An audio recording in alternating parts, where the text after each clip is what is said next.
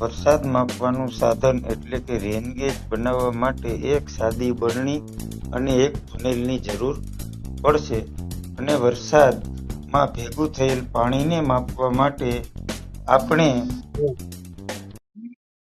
એક બોટલની જરૂર પડશે. તે બોટલને આપણે કોઈ પણ સાધન વડે માપી શકીએ છીએ.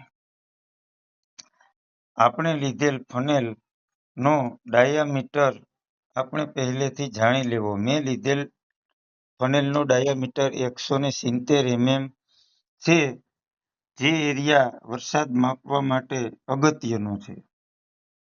આ ફનેલને કન્ટેનર ઉપર એવી રીતે રાખવાનું કે તેની નજીકમાં કોઈ પણ વસ્તુ ઊંચાઈ ઉપર હોવી ના જોઈએ, જેથી વરસાદ રોકાય.